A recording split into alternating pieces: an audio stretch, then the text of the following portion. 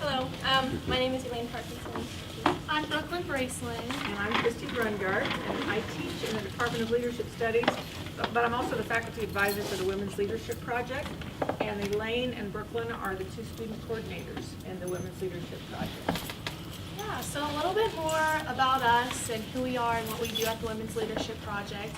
We are an initiative started in the Center for Civic Leadership, and our mission is to educate, inspire, and empower women to be the leaders of tomorrow.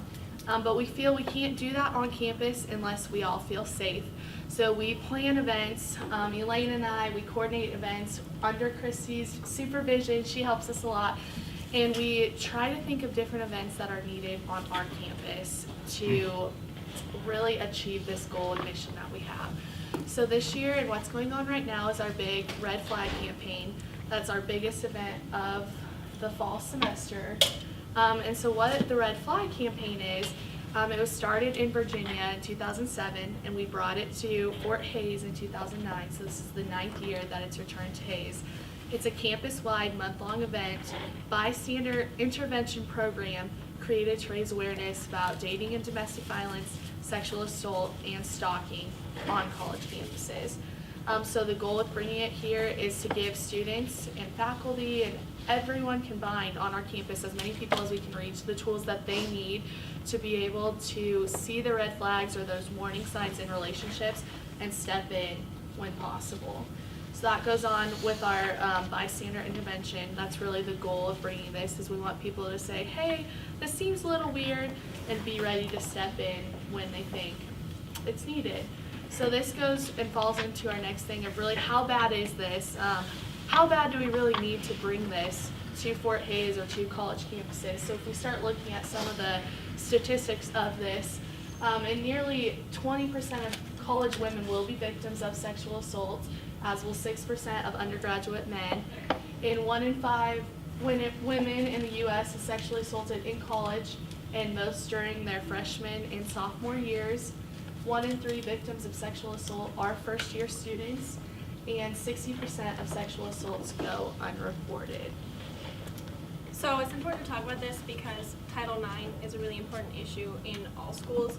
So Title IX is a 1972 federal civil right that prohibits sex discrimination in any educational area. It's not just about sports, and it's not just about admission numbers.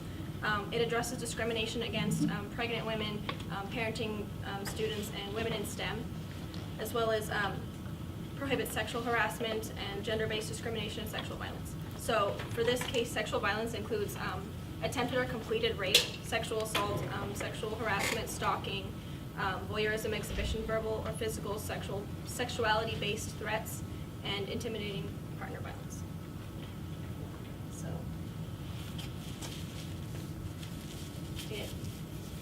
So, it protects from discrimination in any educational program and activity that receives federal funding. So the Title IX document states that no person in the United States shall, on the basis of sex, be excluded from participation in, be denied the benefits of, or be subjected to discrimination in any education program or activity receiving federal financial assistance. So Title IX applies to any educational institution that receives federal funding, so that's almost all private and colleges and universities. They have to follow the regulations because they receive federal funding. Title IX does not only apply to women. It applies to any person who is experiencing sex-based discrimination. So that's female, male, gender non-conforming students, as well as faculty and staff. They are all protected from sex-based discrimination and harassment or violence under Title IX. How an institution can comply with Title IX, or has to comply, is the school must have an established procedure for handling complaints. They have to have a set way of dealing with any situation that a student comes to them or anyone on campus comes to them and files a complaint. Every school must have a Title IX coordinator. For us, that's Dr. Teresa Clouch. And they have to have information for that coordinator publicly available on the school website. Schools have to investigate your complaint if you choose to file one. They have to do it in a timely manner. As of now, they have to do it in a timely manner, which is 60 days, give or take, that's appropriate whether or not you decide to contact the police. The only thing that would halt that right now would be if you were to involve the police and it had to be, the investigation had to be halted for a police investigation. The standard for collecting evidence is a preponderance of the evidence, which means more likely than not, sex-based discrimination or sexual harassment or some form of violence has occurred. So that's 50 plus 1. People have to think that, have to believe that it happened. And then the final decision has to be provided to the accuser and the accused in writing. Like, they have to be told in writing what the final decision of the investigation has been. And then both individuals have the right to appeal that decision. Some other helpful information about Title IX is your school has to immediately act when a complaint has been made. They have to do everything in their ability to get that student or a faculty member or something out of a situation that could potentially bring them danger. So they have to take the steps to remove the students from a class that they're in with their abuser, or help them move rooms if their abuser knows where they live. The school is also not allowed to retaliate and must protect the student from any type of retaliation that would happen once they have come forth with their accusation. And the school can issue a no contact order so that the person you have accused can't come up to you and like try to get you to back down or anything. In cases of sexual violence, your college is prohibited from encouraging mediation, so that means they can't encourage you to sit down with the person that you have accused and have you guys talk it out and like try to come to a deal or something. Like, that's not allowed under Title IX. And then your college can't make you cover the cost of any cost that they have to expend, moving rooms, getting out of classes, improving our safety. So everything that we've talked about so far is where we are at this point in Title IX. And actually where we are at this point, much of that happened in 2011 with a Dear Colleague letter, which was the guidance sent out by the Obama administration that said you will do this, you won't do that, you can do that. So the 2000 Dear Colleague guidance letter has driven much of the Title IX work in the last 6-7 years. But prior to that, you can go all the way back to 1977 to the first, so Title IX was passed in 72. The first case that made it to the Supreme Court about can this law really mean about sexual violence and all of these things. And the Supreme Court in 1977 ruled that yes, in that particular case it did, it could be. And so you can go back a long ways to see that Title IX, that's really what it was meant to do when the law was passed. I know that I grew up thinking Title IX about, I wish they would have passed it sooner so that I could play sports in high school. As old as I am, they didn't have girls sports in high school. And so in my mind, Title IX has always been about, I wish I could have played sports. But as the more I learn about it, it's about a vast number of things. But one section of that is about all of this sexual violence. Now I'm going to throw out another really confusing piece to all this, and yet it's hard to have the conversation we're having today without at least mentioning this. So if you walk around our campus today, you're going to see signs all about the Red Flag campaign, and it's going to talk about dating violence, dating violence, dating violence. And actually, Title IX's language is all around sexual violence. But in 2013, with the new reauthorization of the Violence Against Women Act and the new reauthorization of the funding, there was a new section attached, but it ended up attached to the Clery Act, which is something different but similar. And that's what really starts confusing things. The Clery Act says schools have to start doing all this similar work, not just about sexual violence, but about dating violence, about domestic violence, and about stalking, and that those records have to be kept on campus as well as anything to do with sexual violence. And so the Clery Act also governs much of this work, but today we're specifically talking about Title IX. And so the Office of Civil Rights is who enforces Title IX through the Department of Education. The Department of Justice is who the Clery Act operates under their umbrella. So sometimes you will even see that there's some headbutting going on between those two pieces of federal legislation. That sometimes they don't always line up and jive the way it would make it easier to do. But today, we're not really talking about the Clery Act, but because there's signs all over campus talking about dating violence, I did want to at least try to clear that up a little bit. But a little more historically, so in 2001, the elder, President Bush, did several things that really started propelling us towards the direction that we have come to up to this point in 2011. There were several different guidance letters, Dear Colleague letters, sent out under his administration that started aligning much more clearly with the way things became by this 2011 Dear Colleague letter. And the Dear Colleague letter of 2011 was like the one that shook the universe.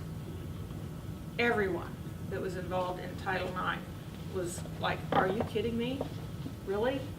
We're going to go that far? Are you kidding me? And we'll get into a little bit more here in a little bit about why any of that was controversial. But since 2011, that has been the guiding document, was this Dear Colleague letter of 2011. And then in 2014, the Obama administration sent out a question and answer document that really further explained much of the detail about the 2011. But what we're really here to talk to you about today are the potential upcoming changes to Title IX. And so under a new administration, today there's already been a few things that have been done. We know that was done, but there's more changes, there are more changes coming. We don't know for sure what they're going to be at this point, but there will be more coming. But so far, here's what has happened that we do know. That in February of 2017, Education Secretary DeVos rescinded a 2016 Dear Colleague letter that basically said transgender students can use, so that the Dear Colleague letter of 2016 said transgender students are protected and may use the restrooms of their chosen gender identity, of what their gender identity is. And that was the first major change. That Dear Colleague letter was rescinded in February of 2017, and that no longer exists. In September of 2017, Secretary DeVos rescinded that 2011 Dear Colleague letter. At that same time, she also rescinded the 2014 question and answer document, that document that was supposed to kind of try to help clear things up. But at that same time, she reissued an interim question and answer guidance letter, a document that has it is a much shorter document. But right now, what everyone's operating under is that 2017 interim question and answer document. Now, with that said, what I really wanted to talk to you about today is what are the differences in the two? What are the main changes that look like, at this point anyway, will probably be occurring? And so the main changes, so under the 2011 Dear Colleague letter, it was required that every university use the preponderance of evidence standard. And under the new, and that was controversial in and of itself, that was, so that the preponderance of evidence, as Elaine said, is really, it's a 51% chance that it did happen, then we're going with it did happen. So it's more likely than not that whatever that thing was did happen. And so that is the lowest level of evidence needed. The clear and convincing standard, so a higher standard, you'd have to have more evidence to prove it. And then there's also the beyond a reasonable doubt, which is typically, that's what you would see in criminal investigations. So where the Obama administration required a preponderance of evidence for every case, now schools can, under the interim guidance that we're operating under right now, schools can choose between the preponderance of evidence or the clear and convincing standard. So they get to choose. I can tell you that most civil cases use the preponderance of evidence. That is what's used typically most times in civil cases. which this would be a civil case. But this is not a criminal case. This is not a criminal investigation, and it is not a criminal case, and that gets people all confused sometimes. So the standard of proof would be the first big change, the first big difference. The next one would be under the old administration. There was no mediation. It was not like you would ever expect the accuser and the accused would come together in a room and try to hash it out amongst themselves. In fact, it was encouraged that did not happen.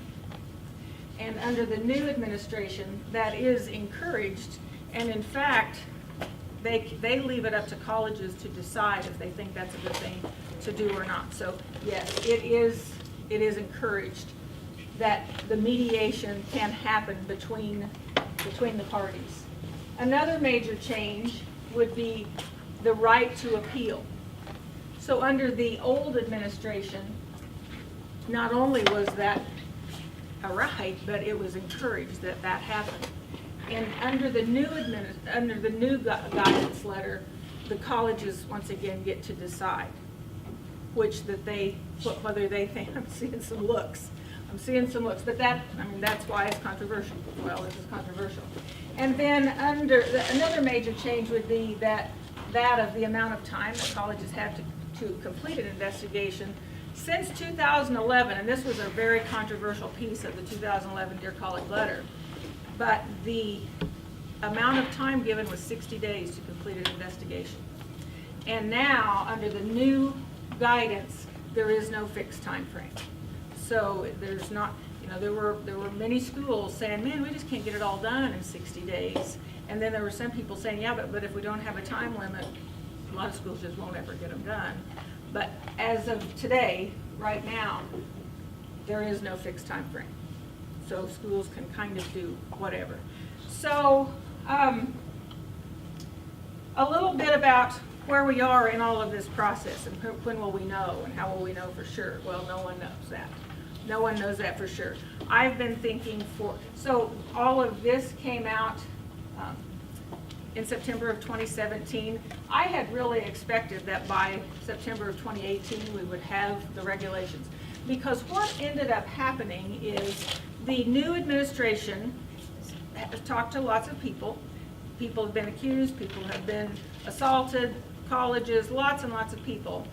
And they said part of what was wrong with the 2011 Dear Colleague letter was that it was only a guidance document.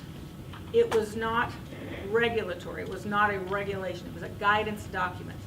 And so this administration said, we are going to go through the whole process of public notice and comment process so that all the public will have plenty of time to give their input. And they have been doing that. That has been occurring for sure, but we still don't have a final. But whatever we get, their plan will be regulatory. So whenever that does come out, it will have gone through the whole public notice and comment process, and it will be considered regulatory. It will be a regulation, the way it has to be done. And so those are some of the main changes.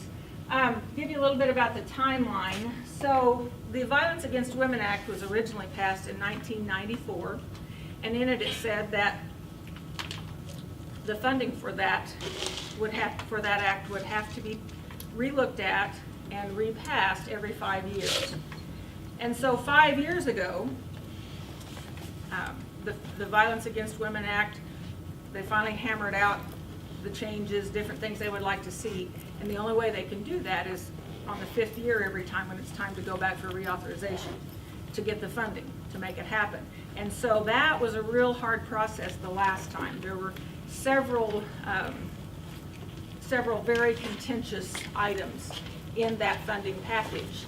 And so by the time they got it done, it was March of 2013 is when it was finally signed and officially passed, so that means it had to be done again by this year. Well, the funding for that the funding for all of this officially ran out on September 30th. But Congress had other things they were under pressure to get in the budget and get things passed. So they passed a stopgap measure, a stopgap budget to get us through to mid-December. And so right now, we're working under stopgap funding as well. But Congress did allow it to expire on September 30th. Something is going to have to be done before the end of this year, or none of this work will be funded. And so it's becoming fairly critical to many people. Like Derek is here from Options, and it would decimate domestic violence agencies if they don't get this done. And another thing that I'm very involved in is prevention of these types of violence. And the new law that is out there, or the new bill that was introduced in July, triples funding for prevention. And that is something that has been amazingly scarce, is any funding for prevention. So what we end up doing is trying to take care of all the victims, and I'm sure Derek can tell you there's never enough money or people or time to take care of all the victims. There's just never enough. So many victims get turned away every year at every domestic violence agency in every state in this country. So many victims just aren't helped. It would make sense that maybe we should work harder at trying to prevent the violence from happening in the first place, if we were ever going to be able to help it, so that Derek and everybody at Option can actually serve everyone. So that is a huge Oh, there's a typo. Jackie and Taylor, I've had them both in my classes. You can go ahead and yell at me now, because I made it. I did it. You can go ahead and say, don't give me that red pen thing anymore. So yeah, I see that, triple funds for prevention. Spell checker failed you. Yeah, it surely was somebody else's fault, surely. But the new bill that's introduced also would enhance employment and housing assistance for survivors, end impunity for non-native perpetrators on tribal lands, which is another whole piece of this. We could do a whole Times talk about, if we think these issues are bad here, you ought to go on a reservation and see how bad they are there. And at this point, someone that's non-tribal goes onto a reservation and commits one of these crimes, impunity, no big deal. You probably don't have anybody, you don't have a service area, anyone in your service area with that, would you? I don't believe so, but we have a lot of information on that. Yeah, well, it's awful, it's awful. Christie, some native perpetrators on tribal lands are Non-native, so you, if in you're, impunity for non-native. So we don't want to end impunity for native perpetrators? well, yeah, they have rules and laws and regulations about that on the reservation. Oh, okay. But if you They don't only live apply there, to- Gotcha. go on there, yeah, absolutely. Yep, it's horrible. So anyway, all this has been going on now for several years. And, you know, sometimes it bubbles up and gets really contentious and really ugly, and sometimes you hardly remember it's happening. But it is out there, and if you're on a college campus, you should be following this, because they really need to get something done if we're going to be able to enforce Title IX on every college campus. And so it's bubbling up again. In fact, yesterday, this was a picture of when Secretary DeVos was confirmed, and she's shaking hands with Patty Murray from Washington, Senator from Washington, and they looked like they maybe were buddies then, but yesterday that might have changed, because Senator Murray started calling out some of these potential changes, saying, wow, are you kidding me? What about this? What about that? Have you thought what this is going to do to victims? What about this and that? And of course, Secretary DeVos did not like that, and they had quite the little Twitter war going on for a while yesterday. So we're kind of in the heart of all this now, because if this has to be passed by December, we're going to need to be getting busy and getting something done. And so it's not just Title IX and college campuses this impacts, it's every domestic violence agency across this country, and many other programs as well. But anyway, more than anything, I wanted to just bring you today the potential changes and what some of that might look like, and then I hope we can have a good conversation about all of these issues here on our campus. Did you girls have anything else you want to add? Anything? So mostly I think we've just left the rest of this time for some discussion. So what comments or questions does anybody have?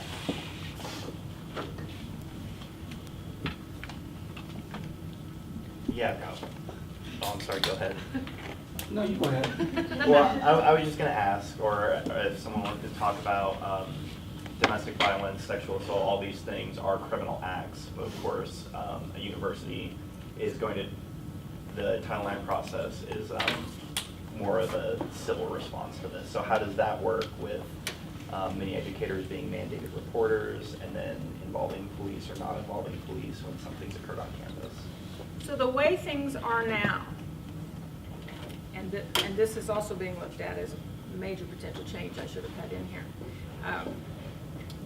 One piece of this is that under the new guidance, they are looking to make it so that unless a victim reports directly to a Title IX officer or a police officer, someone with the authority and the power to actually do something about it, unless that victim reports to that entity, there is no complaint.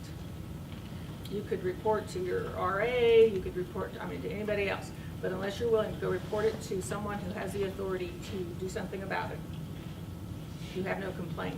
And under that, if that actually is what ends up coming from this, that will change things dramatically. But to this point, anyone on campus who is considered a responsible employee or a mandated reporter must then go, that person must go report it to the Title IX office or to the police. And what your question is about, what is the ramifications for, like a faculty member or? Yeah, just in case any students or faculty don't know, if you report to a Title IX officer, are they then going to refer it to the police? If you report to the Title IX officer, they do not have to report it to the police. Many times it does end up there. It does not have to be. The way it is now, under the Dear Colleague Letter of 2011, which is partially what we're still operating under, is you can report, you could report it to anyone. Like here on campus, you could report it to the Student Health Center, you could report to the Counseling Center, you could report to an options advocate, or to Amy Schaefer, the compliance officer, who could remain confidential. They would not have to take it any further. You could just talk to them about it. And maybe talk through your options and what did you want to do, and not have to go any further.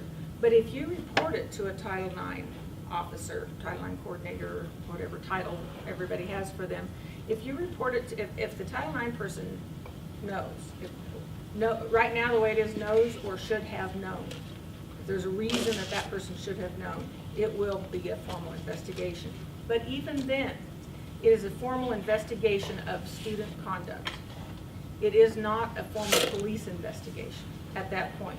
The investigation the Title IX officer would open would be an investigation into student conduct, and did that person break the student code, break the conduct. And that's where it gets so confusing about, people get real hung up about due process, but what about due process? What about due process? It's at that point not a criminal investigation. So there's so many it depends, it's kind of hard to answer that, but that kind of answer that. Yeah, I think that's What else?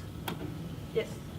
I thought you said that the new rule is that each individual college sets their policy on standard of proof and their policy for allowing appeals. I'm curious, has Fort Hays made decisions on those, and what are they? Well, until we know for sure what the new guidance will be. So we don't know that for sure yet. But the interim guidance says that the university can decide preponderance of evidence or clear and convincing standard. And to my knowledge, here at the university, it has been being used, the preponderance of evidence, because that's what it had been. Carrie says, yes, preponderance of evidence. And Carrie, you are you an investigator? Yes. I'm on the investigation. So we need you in this conversation. And that's the lower of the two. Yes. Okay. We still follow the 2011 Dear Colleague Letter. And many universities are still just operating now under the old way. But of course, as you can imagine, in 2011, when the Dear Colleague Letter came out, and it was dramatically stricter and much more comprehensive than anything had ever been before, schools started looking for, oh my gosh, we gotta have more people, and we gotta have this, and we need an attorney, and so there's been quite a network, oh, sorry about that. There's been quite a network across the country built up around all of this Title IX work. Are you wanting to be a Title IX coordinator? Is it, yeah. I've got another student in my class that was going to try to be here today. That's what she wants to be. Well, not very many years ago, nobody grew up thinking they wanted to be a Title IX coordinator because there weren't, there weren't that many in demand. But in 2011, when the Dear Colleague letter said every college, university, public, private, if you take one federal dollar from us, you have to have a designated Title IX coordinator who has been trained in this work. And so since 2011, there's been a tremendous growth in these jobs, in these kinds of careers, so that now we have people going, yeah, that's what I want to do when I graduate from college. And that didn't really used to be the case. In fact, before 2011 and maybe even back to 2007, the Title IX coordinators kind of just were like, yeah, you're this and you're that and you're that and you're also the Title IX coordinator. I mean, that's what it used to kind of be like. And now most schools have a dedicated Title IX coordinator, or many schools, I should say. It's very difficult to have a full-fledged Title IX coordinator, but many larger schools, nearly all of their Title IX coordinators are attorneys. So it's changed a lot in the last. And who handles that here? Title IX? Teresa Clownage. Dr. Is that her, Clownage. is that her exclusive job? No, Okay. no. Can I have to ask, is the appeal process the more liberal of the two still? But one was you can appeal or you can't appeal, or can't appeal, right? Let me go back to, So you still can appeal that here? slide. Yeah. Under these interim guidelines that were under since last September, or a year ago September, there's nothing set in stone. So most people are still using what had been set under the 2011 Dear Colleague letter. And at that point, the right to appeal was, yes, that was encouraged. Now it is the colleges decide if they are going to allow the right to appeal. Carrie, do you have anything else about that? No, not really. I mean, we do pretty much still follow the old guidelines. That's kind of what our standard is, so everything that's old bears. I read a lot of articles getting ready for today's presentation, and it sounds like probably 90 to 95% of all schools are still operating very much like the 2011 Dear Colleague letter, very much like that, regardless of what the interim guidance said. Because the interim guidance says you don't have to worry about the 60-day time limit.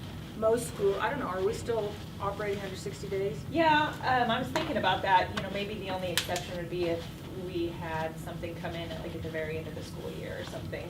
But in most cases, yes, we still follow the 60 days. And as, I don't remember, Brooklyn or Elaine once said, you know, if a Title IX coordinator is in the middle of an investigation, but that has also been turned over to a police investigation, the police investigation will take precedent, and that will be put on hold until this is done. So Christie, I have a complaint, and it's initially reviewed by a special board that the university has. She's probably the better one to answer that. Sure glad you came today, Carrie. I know. So if there's a complaint, typically that gets relayed to Amy Schaefer. She's the deputy Title IX coordinator. So she kind of takes the lead all of it. Very broad, obviously it depends on the situation, but most often she'll meet with the individual, kind of talk through, see what they want to do, talk about options, because she is a confidential, so she'll explain their options. If they want to investigate, then we do have a few individuals on campus that are part of the investigation team or committee. She'll usually pull one or two of us in, just so we can be a part of it. We can kind of hear, we can listen, we talk to obviously that individual, we bring in witnesses. And then a decision is made based on that preponderance of evidence. Mm-hmm. A decision is made, and that is reported then on to Teresa to kind of come down with the final outcome and verdict, what will happen after that point. And if you disagree with that decision, that's the one you can appeal. That's the appeal. And if you appeal, then who does the investigation go to? That Back would, to the appeal same- would, no, the appeal would go to Teresa. Okay. That she would, because Teresa is kind of making the decision based on our investigation and what Okay. we report to her. So Teresa has final authority over the final decision if I you appeal? believe so, yeah. Okay. Yes. Yeah. Okay, so we got lazy up here, but Well, at we'll the still time I take. was, getting to the mediation and the way the old, where they didn't allow it, or no, this is whether they encourage it, right? The old. Can anybody comment on, what are the pros and cons of that? Why would you not want to encourage mediation as an initial? Well, I think the main reason is, can you imagine bringing in a college student who says this person just raped them, and bring that person in and sit them down at a table and say, hash it out? I mean, that just doesn't seem very healthy, really, for either party. So I think more than anything, it's just about a human concern about that. But I mean, I don't know. I don't like to say never, but I can't imagine we would ever do a mediation between two. I completely agree, that's. When I first started learning about any of these things, in my mind, I just kept thinking, well, why wouldn't everybody want to go talk to the police? I just don't get why. I mean, somebody did you wrong, go talk to the police. But of course, I had never understood and never really put myself in a victim's shoes. I'd never, I didn't know. And so I went to Kenton Olive and said, could you please help me try to understand why? Kurt and I both actually went in and just met with Kenton. And he said, actually, there's two places the victims rarely want to go first. He said, the first one is police. The second one is the counseling center. Kelly Center? Yeah, I said, why? And Kenton's the one that was telling me. I said, why? Why wouldn't they? I mean, maybe about the police. He's like, can you imagine you've just been raped and now you're going to call in authorities? Someone just took all the control from your entire life and now you're going to bring someone in that controls people. And he's like, do you really want to bring an authority figure in to someone who's just been through that kind of trauma? And that made sense to me. And I said, but why not a counselor? He said, because the first thing they want is not to be fixed. They just want somebody that they can tell what happened, that will listen to them. They don't want somebody who's going to be working on them or telling them, you got to do this, you got to do that. And that really made sense to me. And now over the years, as I've talked to many victims, he was exactly right. Do you think the Kavanaugh hearing was, because that's the Traumatic. That's the sense that I got is watching that is if that's what's going to happen to you when you come report it. Why would anybody report it? Especially after the results are, well, we're going to believe him. Well, and as Brooklyn said already, we have a very conservative number up here that we put 60% of sexual assaults go unreported. Many studies show 60 to 80%. Well, I was actually going to ask you about that too, because when I've seen the official FHSU reports on sexual assault, I mean, they're minuscule. Yeah. So how can what was it, 40% of students be sexually assaulted and only a handful, get reported? How can that be 40%? That seems like it's going to be a whole lot lower than that, the percent that are reported. Probably. Okay. Yeah, probably so. Yeah. Well, and if you look at the data, if I can just say that, if you look at the data of the sexual assaults that are reported to police, the percentage of those that are then indicted and taken into court are in the single digits in percentage.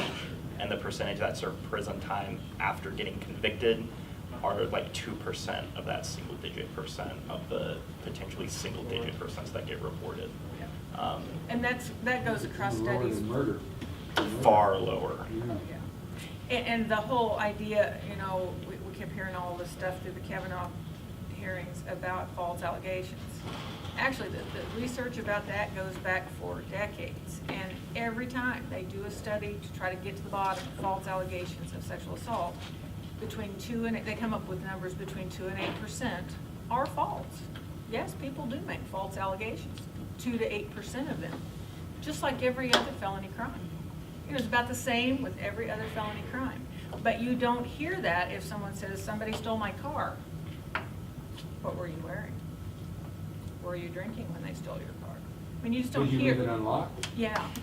Was it at your own house? Or was it parked down Yeah. on the street? You don't hear those kinds of You could arguments park about in other the felony car. crimes. You just don't hear them. And so these are very sadly unique, I guess.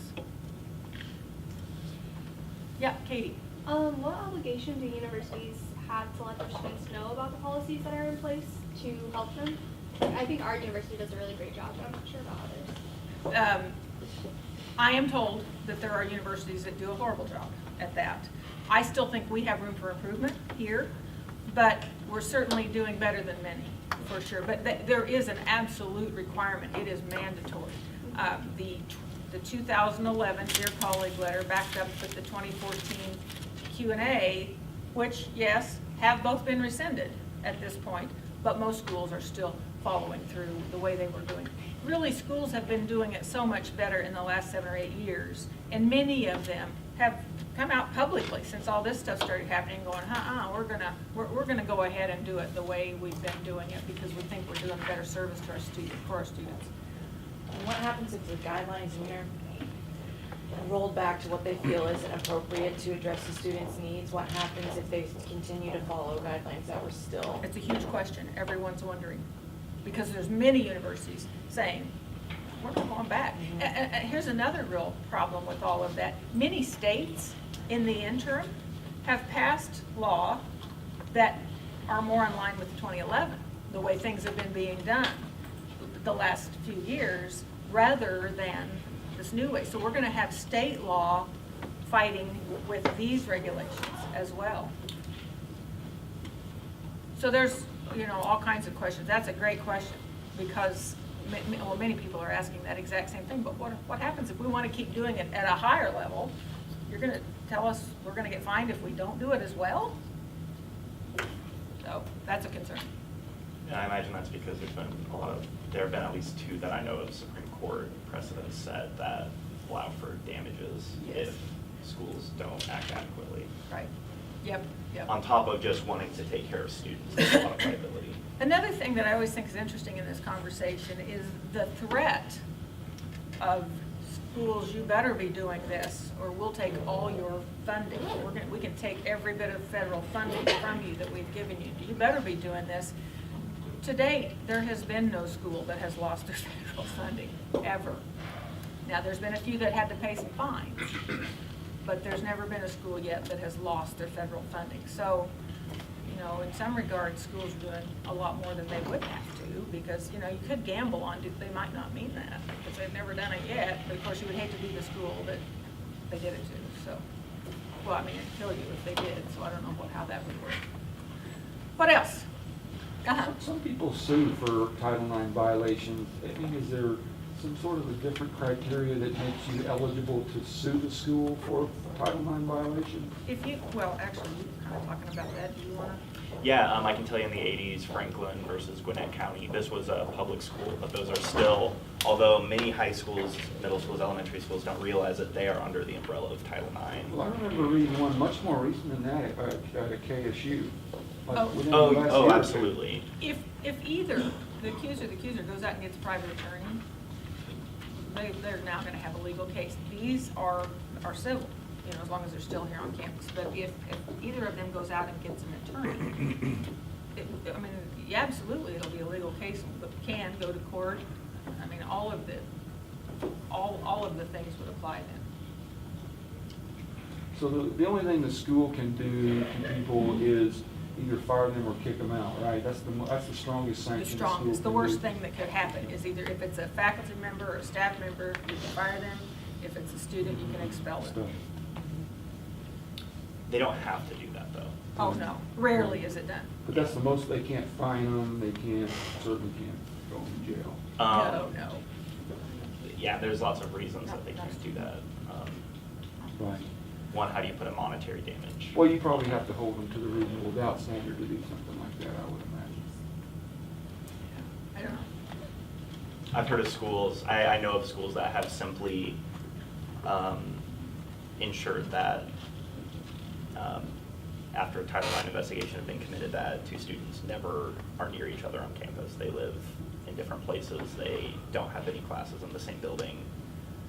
I think that the student I was referring to, they did win it.